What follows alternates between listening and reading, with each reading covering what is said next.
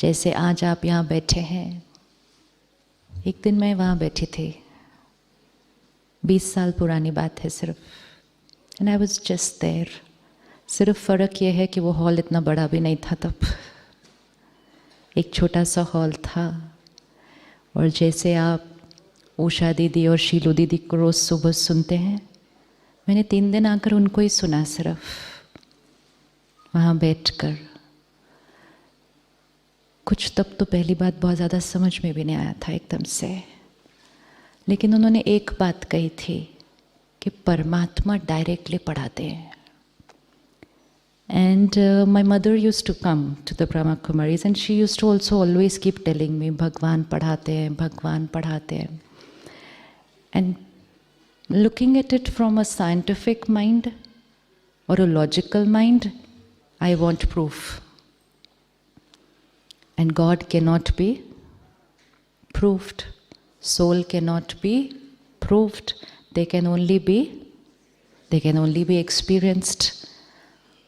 अब मेरी जिद शुरू होती है कि आप पहले प्रूफ करो, तब तो मैं जर्नी शुरू करूं।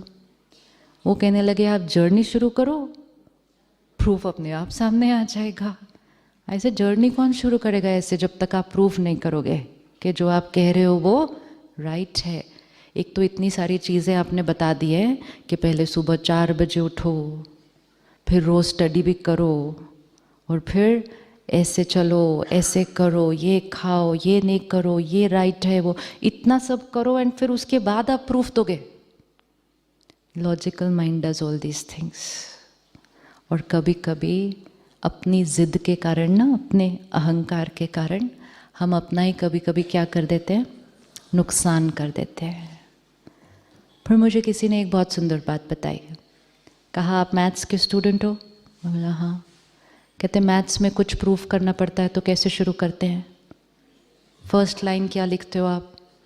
जैसे let A is equal to B, और लास्ट लाइन क्या होती है? Therefore A is equal to B, और बीच में क्या होता है?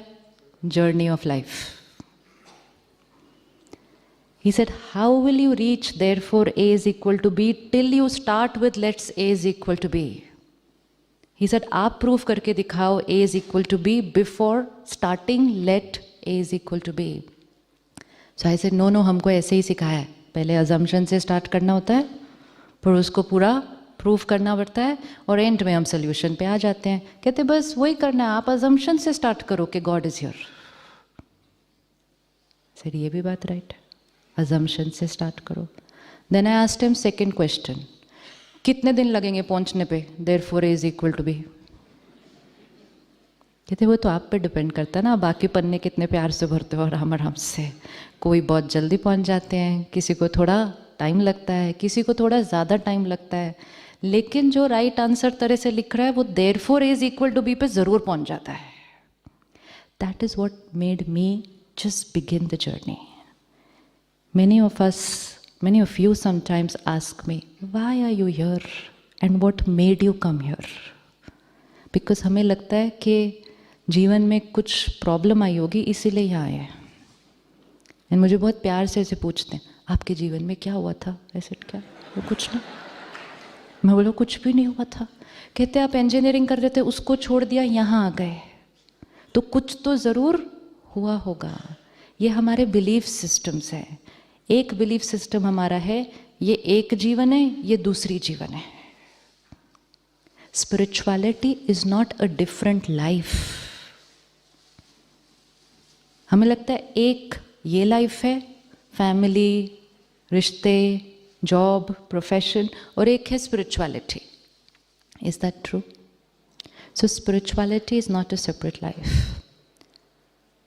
एक ग्रुप हमारे साथ आए, उसमें एक भाई है, 40-45 के आसपास होगा। कहते मैंने अपने सीनियर को बोला सर मैं फ्राइडे सैटरडे संडे छुट्टी जा रहा हूँ। उन्होंने कहा ठीक है चले जाओ। कहते फिर मैंने सोचा इनको मैं बता तो दूँ मैं कहाँ जा रहा हूँ। तो कहते मैंने उनको बताया सर मैं स्पिरिचुअल रिट्रीट के लिए माउंट आबू जा रहा हूँ। तो उनका फर्स्ट क्वेश्चन उसके बाद था, isn't it a little early? This is what we think, because we thought it is for which phase in life? Art of thinking, सही सोचना, सही बोलना, सही व्यवहार करना और इमोशनली पावरफुल रहना, ये जीवन की कौन सी एज में शुरू करना चाहिए? That's what I told him. I said, you should have answered him, sir. Already थोड़ा लेट हो गया, 40 साल बीत गए। जितनी एज बढ़ती है संस्कार थोड़े से क्या होते जाते हैं, कड़क होते जाते हैं, और ईगो थोड़ा सा क्या होता जाता है, बढ़ता जाता है।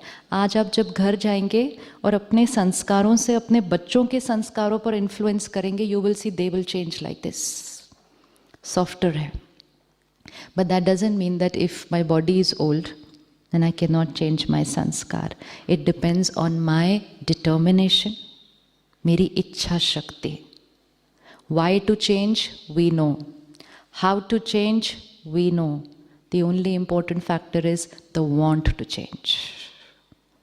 Want to change है तो एक thought में change हो जाएंगे, एक thought में।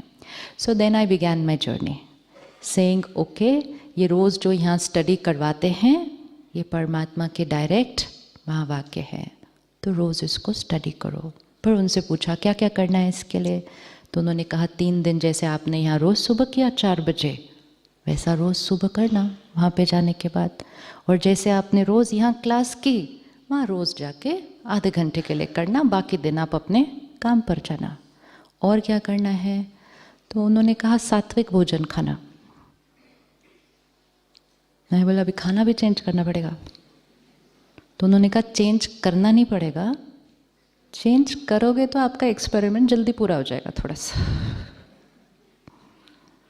Because we are experimenting a pure consciousness, we are experimenting soul consciousness, we are experimenting connection with the supreme consciousness, we are experimenting a life of purity and power. तो खाना भी कैसे होना चाहिए फिर? जैसा अन्न वैसा मन, जैसा पानी वैसी वाणी। अब यहाँ से हम जर्नी शुरू करते हैं कि मुझे प्योर सोचना है, मुझे लव करना है, एक्सेप्ट करना है। वहाँ से हम ऐसा भोजन खा लेते हैं जिसमें कौन सी वाइब्रेशन है, कौन सी स्पेसिफिक, कौन सी वाइब्रेशन है। किसी को बांधा गया है और कैसे कैसी कैप्टिविटी में रखा जाता है, कैसी कंडीशंस के अंदर, और उसको पता है कि मुझे 15-20 दिन के अंदर मारा जाने वाला है। सिर्फ 1 मिनट को अपने आप को उस स्थिति में रखना है कि हमारे अंदर कौन से इमोशंस क्रिएट हो रहे होंगे उस टाइम पे। फिर fear 1, 2, anger 3, hatred 4, helplessness,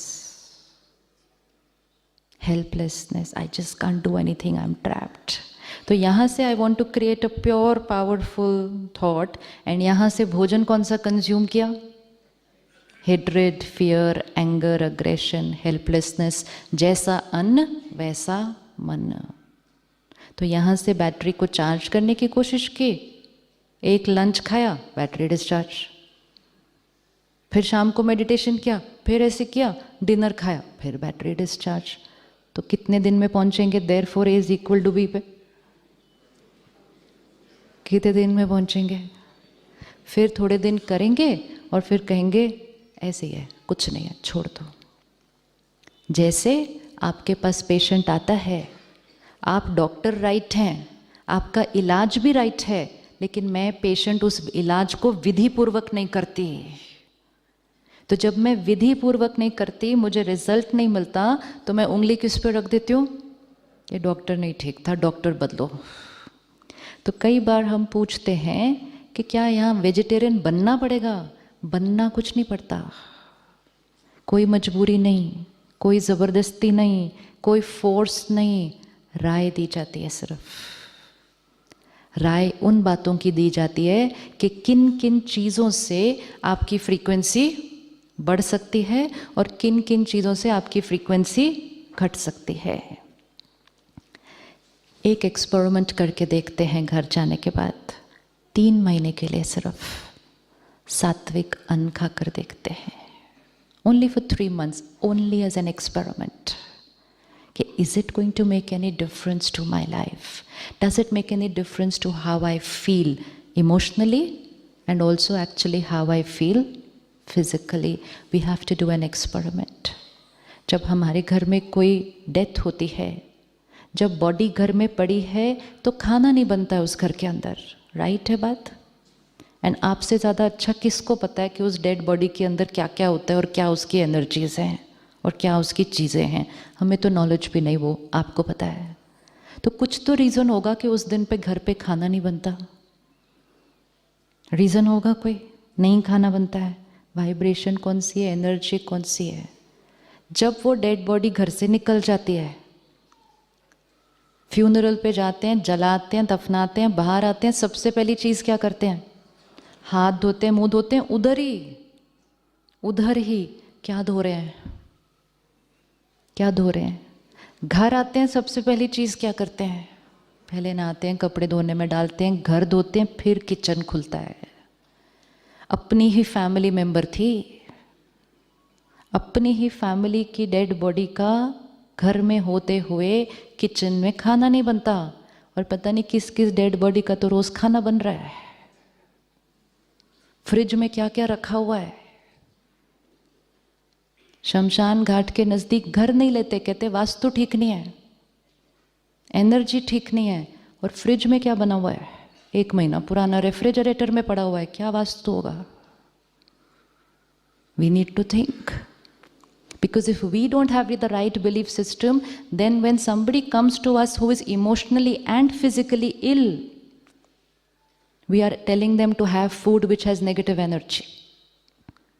It may be physically healthy, it has proteins, it has this, but emotionally it is depleting and we are in the process of healing. At least जब तक वो इलाज करवा रहे हैं, उनको हर चीज़ कैसी मिलनी चाहिए? जो उनकी हीलिंग एनर्जी को जल्दी जल्दी बढ़ाती है. लेकिन वो हम तब कर पाएंगे जब सबसे पहले उसको हम अपने जीवन में इम्प्लीमेंट कर रहे हैं.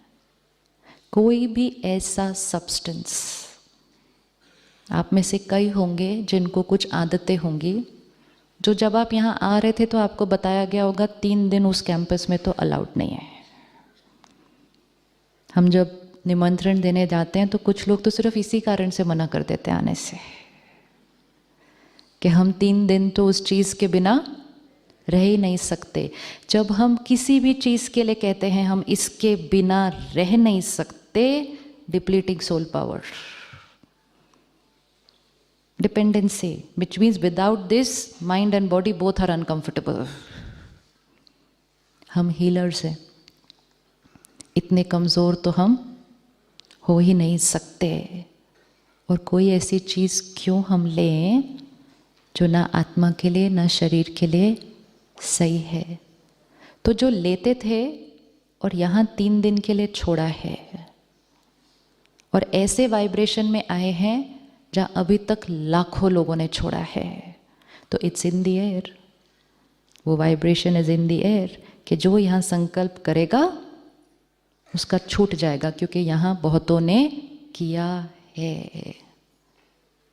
तो आज एक कनेक्शन उससे जोड़कर एक चीज़ को तो सरेंडर करते हैं. अगर हम अपनी मोटी मोटी आदतों को नहीं छोड़ पाएंगे तो सूक्ष्म संस्कारों को चेंज करना वो डिफ़िकल्ट हो जाता है. इसलिए पहले संयम और नियम, मोटी मोटी चीज़ों का discipline only is needed to create transformation. और ये किसी भी चीज़ के लिए है. आप डॉक्टर भी नहीं बन सकते थे बिना संयम और नियम के. जिन्होंने नहीं रखा वो नहीं पहुंच पाए वहाँ जहाँ आप पहुँचे हैं. आपने कुछ किया है इसलिए आप वहाँ पहुँचे हैं, मेहनत की है कितने साल. तो जब एक डॉक्टर बनने के लिए इतने साल संयम नियम मेहनत की, तो फरिश्ता बनने के लिए